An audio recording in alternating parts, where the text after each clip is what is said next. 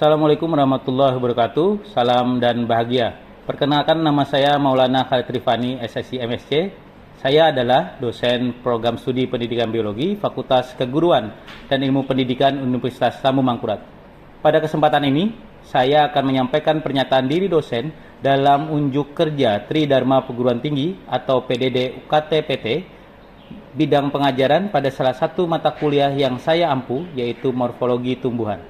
Pokok bahasan dari mata kuliah morfologi tumbuhan terdiri dari karakteristik, baik tipe, bentuk, dan bagian-bagian dari organ daun, batang, akar, bunga, buah, dan biji. Di mata kuliah tersebut juga dibahas tentang proses penyerbukan, ciri dan dari strobilus, rumus dan diagram bunga, hingga arsitektur dari pohon.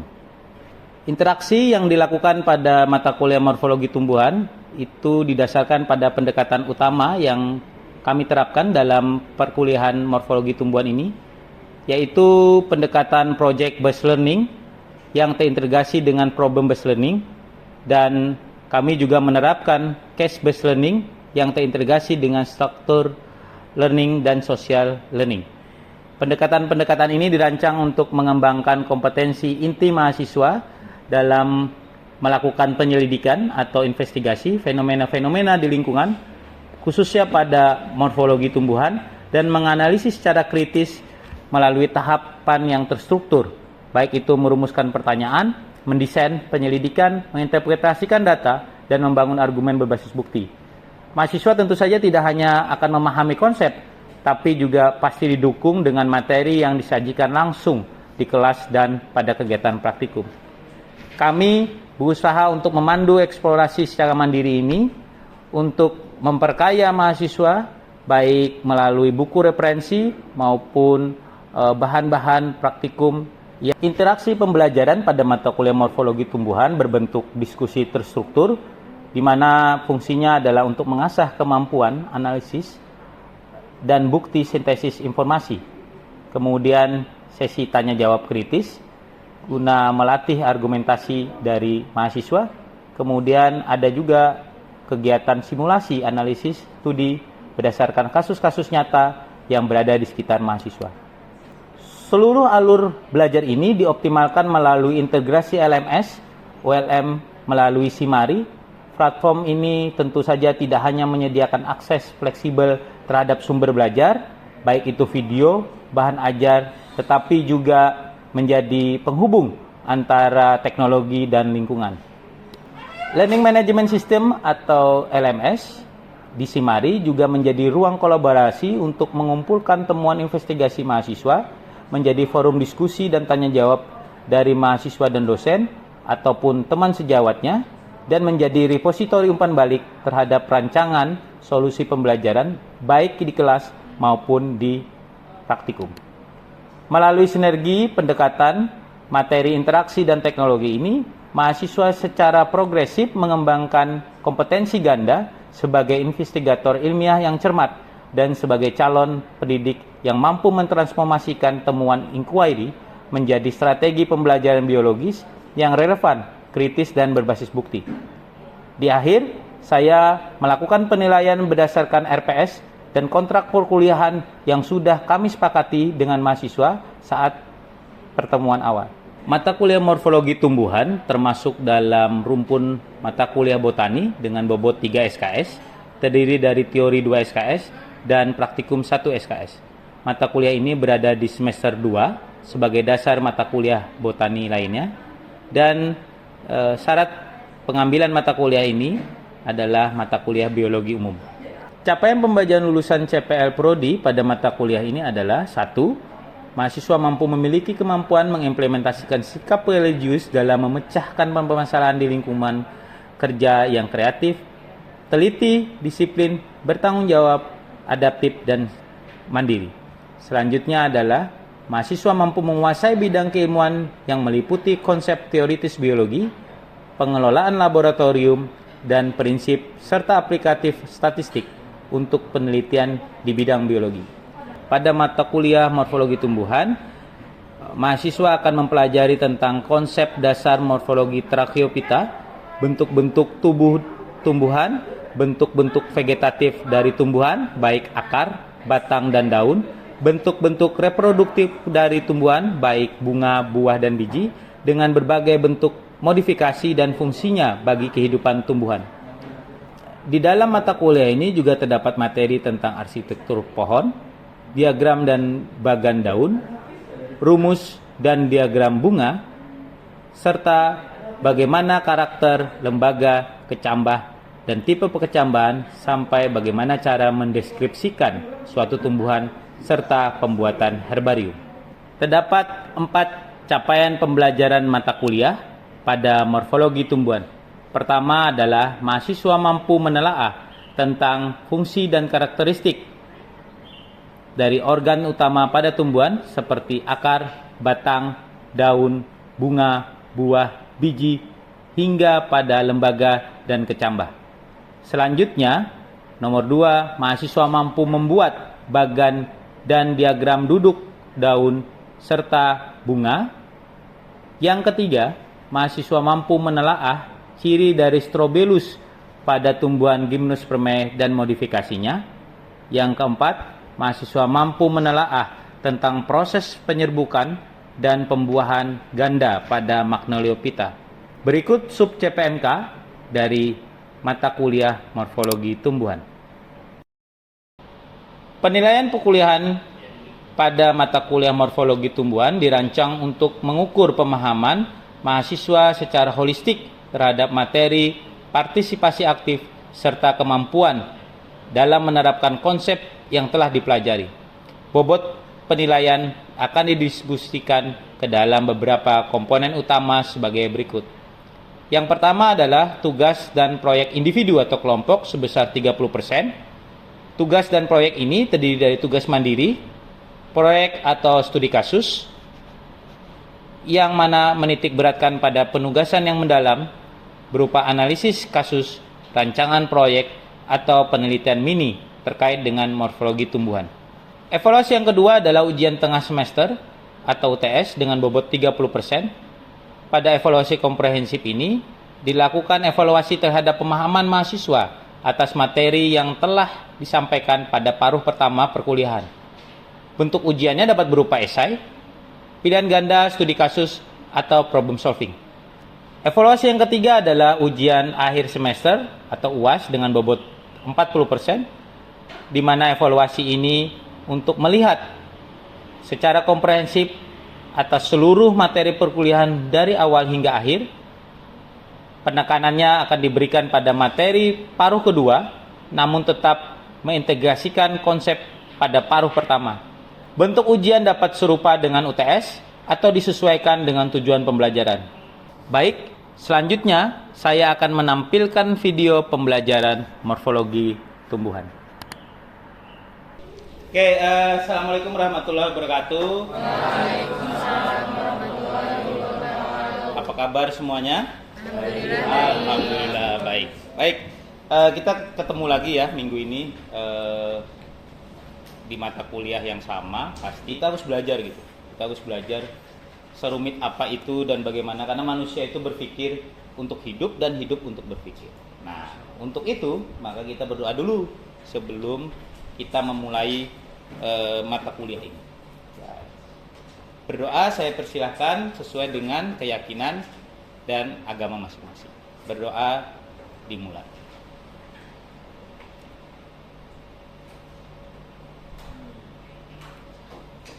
Berdoa selesai, semoga hari ini nanti ilmunya berkah, bermanfaat sampai waktu kalian skripsi nanti, ya. Oke. Baik, sebelum saya mulai ke materi, kita kan harus presensi dulu ya. Siapa tahu ada kawan-kawan yang tidak hadir, karena saya tidak hafal nih di kawan-kawan di semester 2 ini siapa saja gitu ya. Baik, pertama Faisal Fajarianto. Alhamdulillah hadir. Sehat? Sehat. Muhammad Farhan Azhari. Oke, baik. Muhammad Hanafi. Hadir, Pak. Kemudian Mahmudi Hasan. Hadir, Pak. Hadir. Terima kasih. Muhammad Naufal Azam. Hadir, Pak. Hadir. Khairunisa, sehat? Putri Cahaya, Nur Ramadaniati, baik. Jangan lupa presensi di Simari juga dicontreng ya, di checklist ya. Yang kita sebut namanya bunga. Ini yang sebenarnya menjadi keindahan dari suatu tumbuhan gitu. Jadi kalau kalian pergi kemana-mana tuh, baik itu ke Kalimantan Tengah misalnya, itu kalau mereka nyebut tumbuhan itu berdasarkan bunga. Termasuk orang Banjar misalnya, di Kabupaten Banjar itu nyari bunga cempaka, pasti disebutnya bunga. Karena betapa istimewanya keindahan dia itu. Bunga itu kalau kita lihat satu pohon, hijau sama coklat, si batang, itu pasti yang nampak duluan adalah bunga. Tapi di dalamnya ada karakter yang banyak yang bisa menjadikan dia ciri. Nah ini yang akan kita bahas kali ini, kawan-kawan. Ini tahu bunga apa? Bunga teratai. Kalau bahasa daerahnya bunga tanding atau ada lagi talepok. Tapi talepok itu sebenarnya yang satunya ya, si siapa namanya? Lotus. Baik. Nah sebelum kita mulai saya akan jabarkan dulu tentang capaian mata kuliah ini sebenarnya. Jadi capaian mata kuliah ini itu usahanya adalah supaya mahasiswa mampu menelaah tentang karakteristik di mana di dalamnya ada tipe, ada bentuk, ada bagian-bagian organ bunga yang kita sebut floss. Nanti di situ ada bunga majemuk, ada bunga tunggal. Ya, mudah-mudahan itu tidak memberatkan kalian dengan kata tunggal dan majemuk tadi ya. Kemudian perbungaan dan modifikasi. Nah, nanti saya akan menjelaskan tentang rumus dan diagram bunga. Karena ini yang paling susah ternyata teman-teman. Tapi mudah-mudahan ini bisa menjadi motivasi buat kita semua. Nah ini nanti saya kasih hadiah nanti, bentuk bunga nanti saya kasih. Baik, ini asal usul bunga. Kalau kita pegang bunga, itu ada bentukan helaian yang seperti daun. Berarti dia modifikasi dari daun. Kalau batang, yang mana? Dari bunga. Apa Mbak Nisa? Kalau batang, modifikasinya batang pada bunga itu apa? Kelopak. Tangkai. Nah, kalau kelopak, kalau kita pegang sama seperti daun nggak? Berarti dia adalah modifikasi. Jadi dari tangkai itu modifikasi dari batang. Baik. Ini nanti tabel. Tabel ini juga bisa kalian ambil di Simari. Saya sudah masukkan itu di Simari. Nanti saya tunjukkan di mana di Simari. Ini adalah karakter-karakter yang harus dilihat sebenarnya. Jadi waktu saya buat ini, itu saya rincikan dari buku gembong. Nah ini maaf ya. Ini buku gembong. Buku gembong ini saya ejawantahkan ke dalam tabel ini. Jadi mudah, nggak perlu bolak-balik. Nah itu maksud saya dulu. Jadi nanti ketika ini kalian ambil, kalian bisa gunakan ini untuk identifikasi. Ini di akar batang daun. Nah ini yang bunga Andresium. Kalau kata Andre itu cowok pasti, berarti dia jantan. Mega itu nama cewek apa cowok? Cewek, maka dia betina. Makanya ada Megasporangium, berarti dia organ betina. Ini hanya ini aja ya, saya hanya mengenalkan. Nanti soalnya lembar ini akan saya bagi di akhir semester untuk jadi project mini kalian untuk dibuat produk gitu ya. Itu silahkan ambil juga di Simari. Nah, ini gambaran skema bunga kawan-kawan. Mungkin sudah familiar dengan bunga ini. Namanya Hibiscus gosasinensis. Nah, ada beberapa bagian-bagian dari bunga. Dari tadi disebutkan dari Mbak Nisa tadi adalah si tangkainya, modifikasi dari batang. Kemudian ada kelopak. Kemudian ada mahkota. Jika mahkota dengan kelopak tidak bisa dibedakan dengan jelas, disebut tenda atau perigonium. Ya, makasih Mas Farhan. Jadi jika misalnya nih, Kalau kalian pernah lihat ya tadi ya Rosa sinensis ini, itu kan hijaunya jelas ya, itu kelopak. Yang merah jelas itu mahkota. Tapi kalau si mahkota dengan kelopak tidak bisa dibedakan dengan jelas, baik itu tekstur maupun warna, itu disebut perigonium atau tenda bunga. Baik, oparium itu bakal buah, kemudian ada putik, stigma, kemudian ada andresium, androsium sama, andre itu sama. Organ jantan dari bunga. Baik, saya lanjut ya. Ini adalah perhiasan-perhiasan bunga. Selain dari si mahkota dengan kelopak, kita punya daun pelindung namanya braktea. Bunga keladi, nah itu ada tuh. Bunga keladi kalau kalian lihat tuh satu, itu biasanya di depan prodi ada tuh yang gelombang cinta lah dulu ya, yang lagi mahal-mahal itu. Nah itu ada pelindungnya tuh. Itu kan perbungaan tuh satu. Nah ini melindungi. Nah itu namanya braktea. Kalau berdasarkan dari ada dan tidaknya komponen ini, maka bunga itu dibagi. Ada bunga lengkap, ada tidak lengkap. Berarti ada salah satu bagian organ bunga tadi yang tidak lengkap, maka disebut lengkap dan tidak lengkap. Kalau sempurna itu berdasarkan ada dan tidaknya organ kelaminnya. Nah ini gambaran terkait dengan kelengkapan bunga tadi. Ada yang perfect atau biseksual, yaitu hemaprodit dia. Dia punya ada putiknya yang di tengah, ada benang sarinya dua. Kemudian ada yang uniseksual, hanya benang sari saja atau hanya ada putik saja. Ini nanti akan berpengaruh pada rumus dan diagram bunga. Mungkin saya langsung ke rumus ya.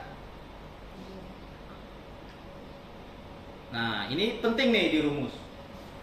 Kalau bunga itu bisa dilipat dan sama rata sama sisinya itu namanya simetri kan. Kalau dia hanya satu saja, berarti dia satu simetri. Namanya aktinomo. Tapi kalau dia bisa dibagi di berbagai macam sisi, itu namanya zigomo. Tapi ada kok yang tidak bisa dibagi kanan kiri, namanya asimetrikal atau asimetris. Baik, selanjutnya adalah estivasi.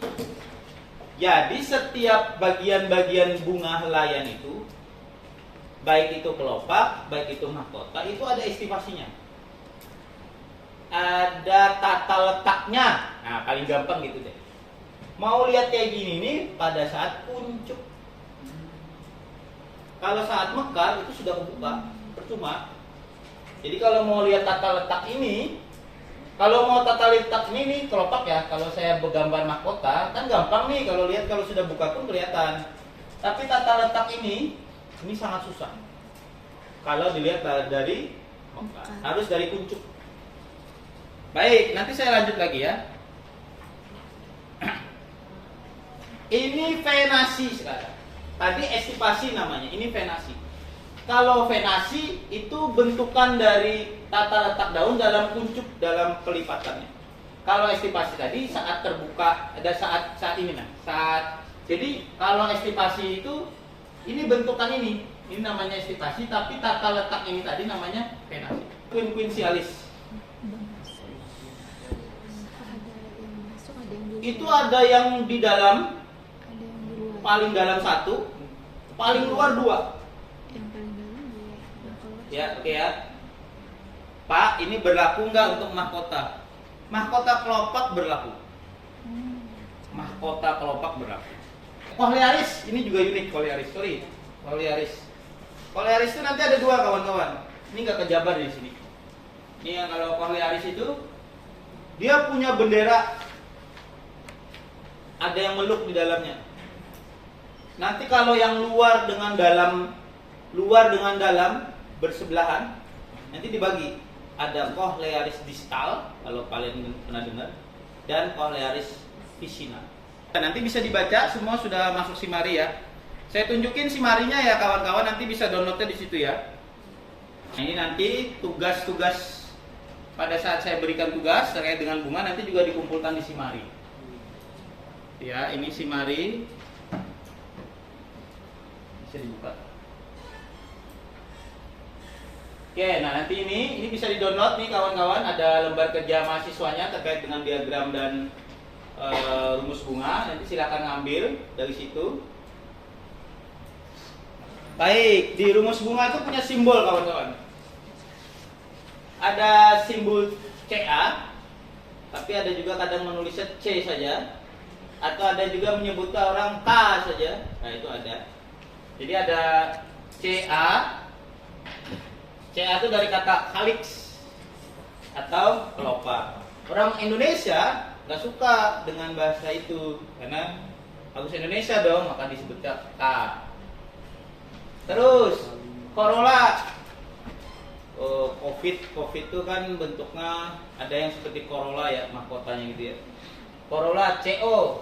Tapi orang Indonesia ada yang nggak suka dengan bahasa Latin, maka disebut C. Ya tahu tuh ya apa mahkota itu ya, cahkota apa ya, karena dia C ya, cahkota ya. Kemudian kalau andresium sama, Indonesia juga pakai andresium. Andresium sama. Terus ginesium, ini sama. Ini ada triki nanti di sini ya kawan-kawan untuk rumus. Ada triki di sini. Nanti saya ngasih tahu triki. Banyak kawan-kawan yang ngatur bunga untuk menentukan ginesium itu hanya dilihat sekilas, padahal harus dibelah. Jadi kita punya bunga itu harus melintang sama membujur, ya, melintang sama membujur. Untuk lihat ginesium harus membujur, dibelah benar-benar. Kalau ada yang jahil membongkar-bongkar gitu, biasanya hancur. Jadi ginesium untuk ovarium ya, kemudian andresium untuk si stamen. Ini salah satu variasi bunga dengan rumus-rumusnya. Kalau kita jabarkan, itu gambar jantanan betina, itu berarti paling atas ya, mohon perhatikan rosacea.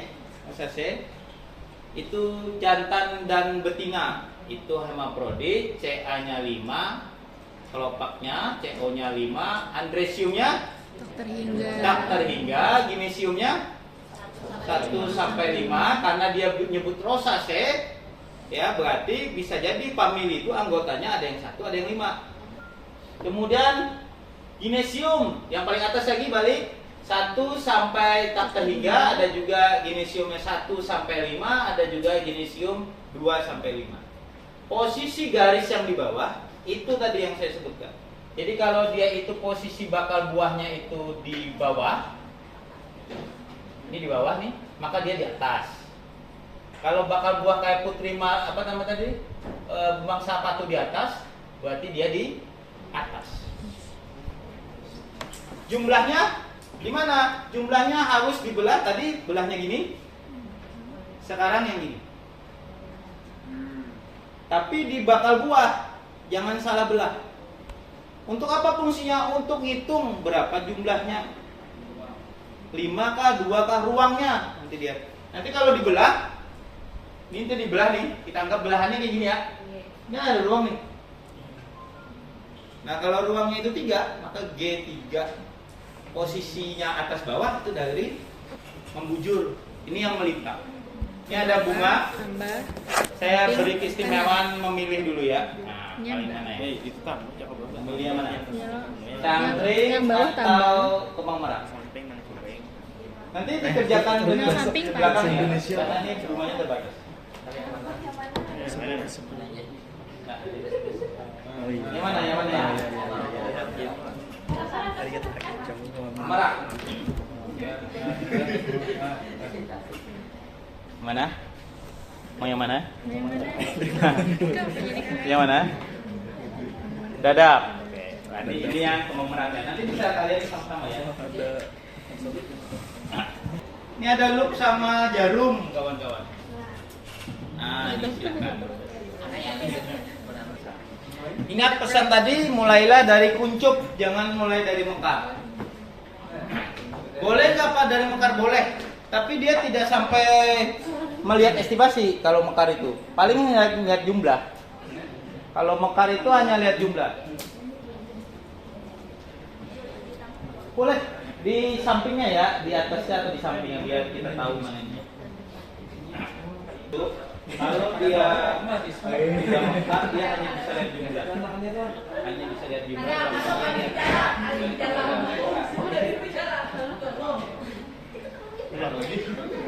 Jadi hanya kalau yang mekar hanya bisa jumlah. Ini kan hanya bisa kelihatan nih. Mahkotanya berapa, kelompok berapa. Itu pun kalau beruntung lengkap. Kalau jatuh, maka dia kalau sekarang dikira orang baru 3, padahal dia 5. Ada dia. Nah, itu kelemahan kalau kita pakai yang mekar. Kalau kuncup enggak, jadi enak kayak itu. Silakan, Pak Intan. Rumusnya aja ya, nggak usah dianalisis. Selanjutnya ada soal cerita nih. Ini saya punya contoh kasus. Biasanya saya bikin soal pakai kayak gini di rumus. Ini beneran ini pakai soal biasa seperti ini. Saya minta nih, silakan. Baik, terima kasih. Diketahui sepuntung bunga itu memiliki penampakan 5 kelopak dengan posisi estipasi lepas dan terbuka. Antara sepalnya lepas dan terbuka. 5 mahkota saling tumpang tindih atau saling menutupi atau imbri kata. Posisi antara kelopak dan mahkota berseling atau berselang-seling atau alternasi. Ini yang tadi masuk dalam penasi. Jadi kalau estipasi posisi mahkota dengan kelopak itu kayak apa gitu? Atau gimana? Tapi posisi antara kelopak atau antar mahkota namanya penasi. Tadi estipasi dan penasi itu bedanya ya. Kemudian benang sari berdekatan dengan mahkota dengan posisi berseling dan 2 ruang bakal buah pada putik. 2 ruang bakal buah. Buatkan diagram bunganya. Diagram bunga. Gimana? Mbak Alisa sudah? Dan silakan maju dulu. Ini ada kesusahan, ada kesulitan. Nah ini kawan-kawan ya, ini perlu dilihat nih. Mana mahkota, mana kelopak dulu. Mana mahkotanya, mana kelopak.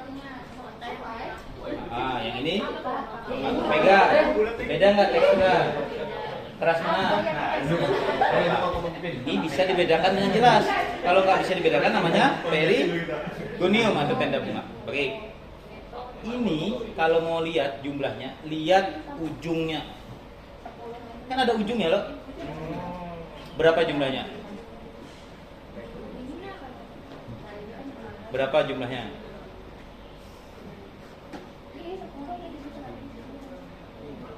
Lima. Oke, sekarang gambar dulu kelopaknya. Jangan lupa porosnya, lihat dulu.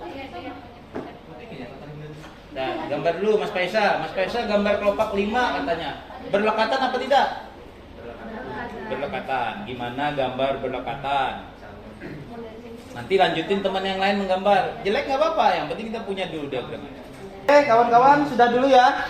Sudah dulu, silakan disimpan dulu sampelnya. Saya ambil kesimpulan dulu sebelum ditutup ya kawan-kawan, waktunya juga udah habis. Mohon maaf kelewatan. Jadi jika kalian mengambil bunga, mau lihat rumus dan diagram, sebaiknya dari kuncup. 1. Kedua, perhatikan tata letak baik penasi maupun estivasinya. Ketiga, jangan lupa jumlahnya, dilihat jumlahnya, posisinya, letaknya, tipenya, tulis semua. Karena sistem perbungaan, sistem botani tumbuhan tinggi ataupun mortum ataupun ini adalah destruktif, menghancur. Oke, selanjutnya jangan lupa semua ditulis, dimasukkan ke Simari. Minggu depan teori bisa ditanya lagi kalau ada yang kurang. Terima kasih banyak kawan-kawan, mohon maaf atas kelebihan waktunya. Mudah-mudahan ilmunya berkah walaupun hanya 50 menit ini. Kemudian praktikum nanti silakan koordinasi ke asisten sama lab. Oke ya, mudah-mudahan berkah. Kita berdoa menutup. Allahumma arinal haqqa haqqa warzuqna tibaa wa arinal batila batila warzuqna tinaba. Terima kasih banyak. Saya akhiri, assalamualaikum warahmatullahi wabarakatuh. Waalaikumsalam.